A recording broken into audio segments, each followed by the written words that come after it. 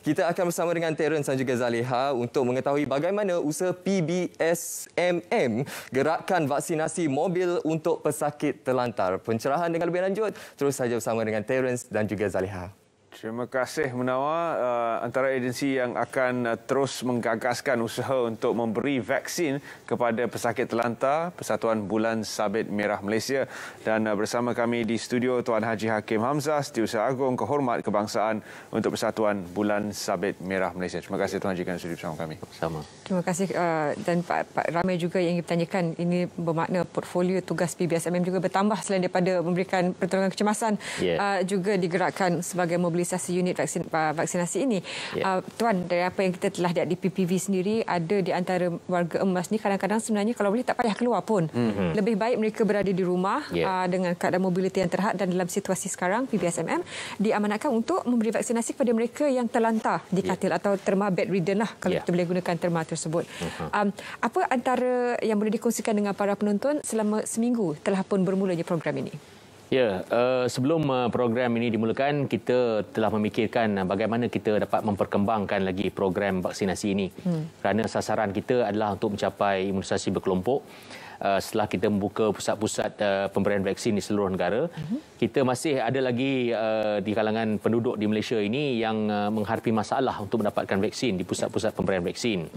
Jadi oleh itu kita telah memikirkan untuk mengadakan pusat vaksinasi bergerak ini supaya dapat kita membantu mereka yang uzur dan terlantar di rumah.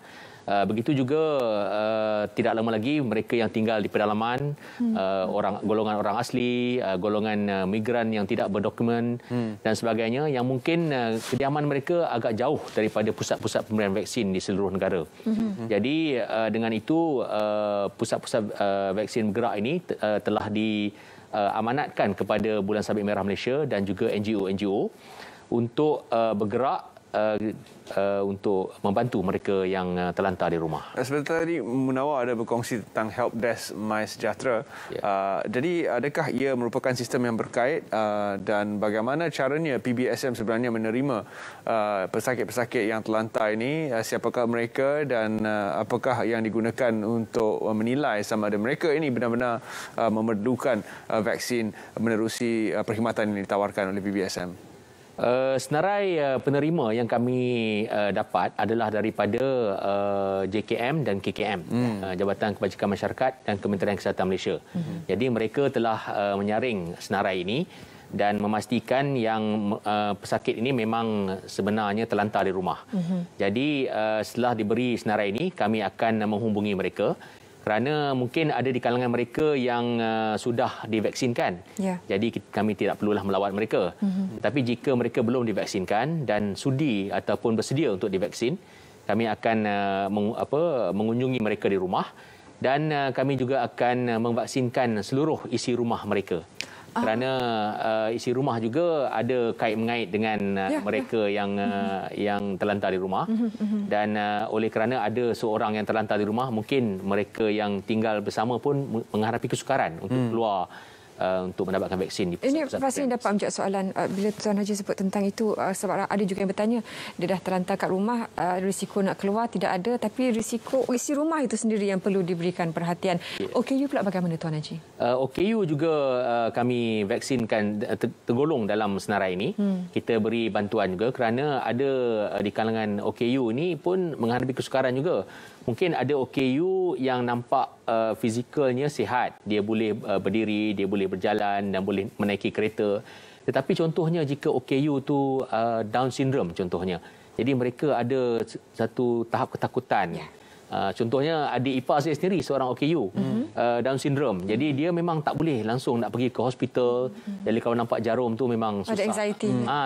Memang susah sekali lah nak untuk dibawa ke klinik ataupun ke hospital untuk rawatan. Kerana situasi di PPV sekarang, walaupun ialah susun atunya nampak cantik, ada lorong keutamaan dan sebagainya, tapi sekiranya 2 orang saja yang pergi, ketika itulah driver nak mengendalikan OKU, nak keluarkan wheelchair, nak menjadikan tongkat dan sebagainya. Jadi OKU dan warga emas yang kalau boleh tidak keluar ini sepatutnya boleh Jadi dari segi sasaran, apa yang diletakkan oleh Kementerian Kesihatan untuk PBSMM dalam menjayakan misi ini? Misi ini telah dimulakan pada minggu lepas dan sasaran pertama adalah di negeri Selangor. Mungkin kerana bilangan kes di negeri Selangor paling tinggi di negara kita pada waktu ini. Jadi pada waktu ini bilangan pesakit telah dipecahkan di kalangan di antara Bulan Sabit dan juga NGO yang lain. So Bulan Sabit di fasa pertama pada minggu lepas kami telah mula beroperasi di daerah Hulu Langat. Dan Bulan Sabit diberi untuk mengendalikan Mukim Ampang. Okay. Jadi di Mukim Ampang ada 88 orang mereka yang terlantar di rumah dan juga 126 orang isi rumah. Tetapi secara keseluruhannya di selain daripada daerah Hulu Langat, minggu ini kami akan bergerak ke daerah Subang Jaya dan selepas itu ke daerah Gombak. Jadi jika dicampurkan ketiga-tiga daerah ini, jumlah mereka yang pesakit yang disasarkan untuk Bulan Sabit ialah seramai 518 orang dan 771 orang isi rumah yang tinggal bersama mereka. Saya ingin bertanya tentang kebajikan ahli Persatuan Bulan Sabit Merah yang mengendalikan misi ini. Kerana sebagai emergency first aider, kita dilatih untuk memberi pertolongan cemas asas, tetapi untuk memberi vaksin sesuatu yang mungkin di luar daripada skop pertolongan cemas biasa. Dan selain itu, adakah ahli-ahli pertolongan cemas ini, ahli-ahli voluntary aid detachment, adakah mereka menerima suntikan vaksin sebelum boleh menjalankan misi yang sangat penting ini? Pada beberapa bulan lepas, kami dikira sebagai salah sebuah badan yang frontliner. Jadi kami telah diberi keutamaan untuk diberi vaksin. Jadi kesemua ahli kaki tangan di pejabat telah diberi vaksin seawal bulan Mei yang lalu. Ada juga di kalangan sukarelawan kami yang giat di lapangan juga diberi vaksin. Jadi contohnya di pusat-pusat pemberian vaksin, setiap hari apabila temu janji diberikan kepada penerima vaksin, ada kalanya ada yang tidak dapat hadir dan sebagainya. Jadi vaksin-vaksin yang berlebihan ini akan diberi keutamaan kepada sukarelawan-sukarelawan di setiap pusat-pusat pemberian vaksin. Itu semangat ahli pertolongan cemas, waktu aman atau bahaya, itu adalah dalam lagu yang kita nyanyikan sebagai ahli Persatuan Bulan Sabit Merah. Dan dalam pada itu, latihan yang diperlukan untuk memberi vaksin selalunya dikaitkan dengan mereka yang berada di barisan hadapan seperti jururawat dan doktor. Adakah ahli-ahli pertolongan cemas juga diberikan latihan terlebih dahulu? Kemahiran untuk membeli vaksin ini kami ada di kalangan sukarelawan kami yang yang berlatar belakangkan dari bidang perubatan. Mereka yang doktor, jadi turut terlibat dalam proses pemberian vaksin ini. Begitu juga dalam aktiviti ambulan kami ada medical assistant yang boleh juga membantu dalam program pemberian vaksin ini. Dan dari segi jumlah tenaga tim PBSMM sendiri, bagaimana dari segi pengendalian ataupun pecahan tugas, sebab kita tahu masih lagi ada portfolio tugas asal dan kini digerakkan untuk unit mobilisasi. Adakah PBSM juga membuka untuk sukarelawan lain datang menjadi sebahagian daripada warga pasukan? Pastinya kami membuka untuk ahli-ahli orang awam untuk turut menjadi sukarelawan bersama kami menjalankan program-program vaksinasi ini. Mungkin anda sedia maklum yang Bulan Sabit Merah Malaysia mengendalikan MyVac, sistem pendaftaran sukarelawan untuk pusat-pusat pemberian vaksin di seluruh negara. Jadi kami telah bekerjasama dengan CITF daripada bulan Februari lagi. Jadi kami telah membangunkan sistem ini untuk mendaftarkan sukarelawan untuk pusat-pusat pemberian vaksin. Walaupun pada asalnya dengan sasaran sekitar 600 pusat pemberian vaksin yang dianggarkan secara purata 10 sukarelawan di setiap PPV, memberi jumlah 6,000 orang sukarelawan. Tetapi kami setakat ini telah mendaftar lebih pada 200,000 orang sukarelawan. Jadi kita menerima sambutan yang amat positif dari rakyat Malaysia yang sudi untuk bersama-sama membantu negara menjalankan program pemberian vaksin ini agar kita dapat segera mencapai tahap imunisasi berkelompok. Dan penerimaan daripada kalangan mereka yang tersenarai untuk mendapat vaksin ini, apakah maklum balas yang diterima oleh Persatuan Bulan Sabit Merah apabila pergi melawat mereka dan memberikan vaksin kepada ahli keluarga mereka? Mereka amat berterima kasih kerana dengan program ini, kerana sudah pasti kerisauan ataupun kekusaran mereka untuk memikirkan cara bagaimana mereka dapat membantu ahli keluarga mereka untuk divaksinkan, masalah ini sudah selesai. Begitu juga dengan ahli keluarga atau seksi rumah yang tinggal bersama juga dapat divaksinkan sekali. Jadi mereka sudah satu masalah yang besar sudah diselesaikan dan bebanan ni sudah tiada lagi di bahu mereka. Adakah ahli-ahli PBSM menghadapi vaksin hesitansi atau keengganan pihak-pihak tertentu menerima vaksin? Ya. Ya, betul. Dalam senarai yang diberikan ini juga masih ada lagi mereka yang enggan menerima vaksin. Jadi masih ada rakyat di luar sana yang masih ragu-ragu dan masih ada kegusaran tentang kesesuaian ataupun sama ada mereka sesuai untuk menerima vaksin yang kita berikan.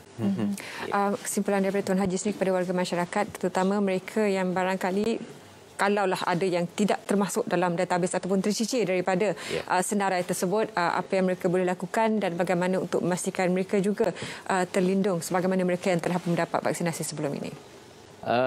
Saya ingin menggalakkan semua agar mendaftar diri untuk divaksinkan. Bagi mereka yang uzur ataupun yang terlantar di rumah, boleh mendaftar di laman sesawang kami. Ada satu link untuk mendaftar mereka yang uzur, supaya pemberian vaksin dapat diaturkan kepada mereka yang terlantar di rumah dan juga ahli sesi keluarga mereka. Ada kawasan komuniti yang di mana warga komuniti itu bergerak sendiri mengadakan senarai, kita ada warga emas untuk mendapat vaksinasi, mereka ni tak tahu pakai e-hailing, ada kadang-kadang tak ada smartphone pun, nak pakai MySejahtera pun masih lagi ragu-ragu. Jadi komuniti itu bergerak sendiri. Bagaimana ini juga boleh diadaptasikan oleh komuniti lain selain daripada membolehkan mereka yang bedridden ataupun yang terlantar ini juga dibantu secara komuniti terlebih dahulu sementara menantikan pihak yang berwajib datang? Ya, kami amat menggalakkan persatuan-persatuan penduduk, JMB dan sebagainya, pemimpin-pemimpin tempatan yang banyak berhubung dengan masyarakat setempat kerana mereka lebih mengenali jiran tetangga mereka, orang yang tinggal di kawasan mereka, agar mereka dapat membantu dengan senarai orang yang terlantar ini dan dimajukan kepada kami agar usaha untuk memvaksinkan mereka yang terlantar ini dapat dijalankan. Tuan Haji melihat kepada program PICK secara meluas, apakah pandangan Tuan Haji tentang program ini? Kerana kita mampu melalui unit-unit dan misi-misi seperti PBSM memberi lebih kurang 1 juta dos dalam masa 4 hari kepada rakyat Malaysia. Ini suatu untuk kita banggakan. Ya, pasti.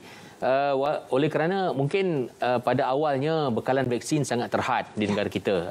Vaksin datang secara beransur-ansur. Jadi antara bulan Februari dan bulan Jun, seperti yang kita sedia maklum, kita telah berjaya memberi 8 juta dos kepada penerima-penerima vaksin. Tetapi dalam bulan Julai ini bekalan datang dengan jumlah yang banyak.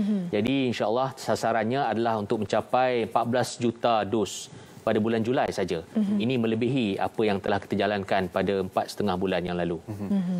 Dan dalam pada itu juga apa cara untuk memastikan ialah sebelum melindungi masyarakat, warga PBSM juga perlu melindungi diri terlebih dahulu.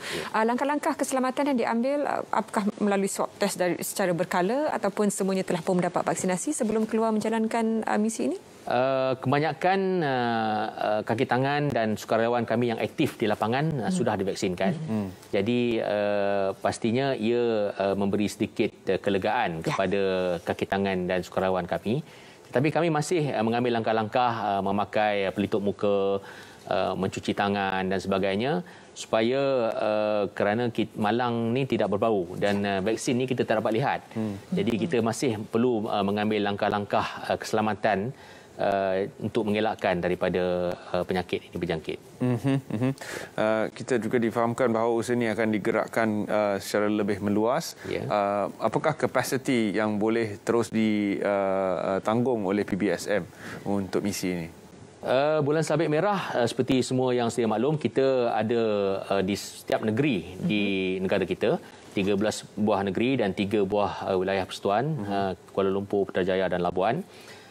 Di kebanyakan daerah juga kami hadir, selain daripada kehadiran kami di sekolah-sekolah.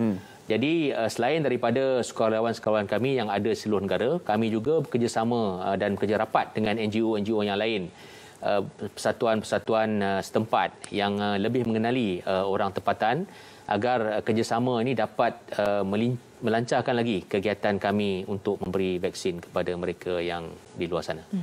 Pemerhatian setelah berada di lapangan, apakah barangkali penambahbaikan idea yang boleh dilakukan untuk memastikan program ini lebih efektif dan mereka yang sepatutnya divaksin itu diberikan tumpuan terlebih dahulu? Untuk meningkatkan keefektifan program ini, pastinya kita perlu rakyat di luar sana untuk mendaftar diri mereka. Kerana hanya apabila mereka mendaftar sebagai orang yang bersedia untuk menerima vaksin, kita ada data orang-orang bilangan mereka yang bersedia menerima vaksin ini, barulah perancangan yang sesuai dapat dijalankan untuk memvaksinkan mereka. Bagi negeri-negeri seperti Kelantan, Terengganu dan juga Sabah yang kadar pendaftarannya masih rendah. Jadi kita perlu terus turun ke luar sana untuk memberi keyakinan kepada mereka untuk mendaftar diri mereka untuk menerima vaksin. Selain Bulan Sabit Merah Malaysia ada juga menjalankan kaji selidik untuk mengetahui persepsi rakyat di luar sana tentang bukan saja tentang COVID-19 tetapi juga tentang kesesuaian mereka menerima vaksin ataupun kesediaan mereka untuk menerima vaksin. Hasil daripada kaji selidik yang kami jalankan dengan kerjasama WHO ini, kami ada juga menjalankan program-program di lapangan untuk menggalakkan orang mendaftar sebagai penerima vaksin dan juga bekerjasama dengan pemimpin-pemimpin tempatan seperti pemimpin-pemimpin agama untuk meyakinkan rakyat yang vaksin ini sesuai, vaksin ini halal dan vaksin ini kita perlukan untuk semua orang untuk mencapai imunisasi berkelompok. Terima kasih Tuan Haji kerana sudi bersama kami dalam Selamat Pagi Malaysia, dan itu adalah peranan yang akan terus dimainkan oleh Persatuan Bulan Sabit Merah di dalam kalangan masyarakat untuk membantu pada masa-masa kecemasan ini. Bulan Sabit Merah sendiri itu diasaskan pada ketika Perang Dunia dan ini adalah kelangsungan daripada moto asal Bulan Sabit Merah untuk terus berkhidmat untuk masyarakat dalam masa-masa kecemasan. Dan untuk membantu menjayakan misi tersebut, terima kasih Tuan Haji kerana sudi bersama kami. Warga masyarakat juga perlu satu, seperti yang dikatakan oleh Tuan Haji tadi, memastikan mendaftar, dan kedua berhubung dengan unit komuniti masing-masing untuk memastikan sekiranya ada yang terlantar di rumah, ada yang OKU yang punya masalah mobiliti, terus mendaftar untuk memastikan anda mendapat vaksinasi.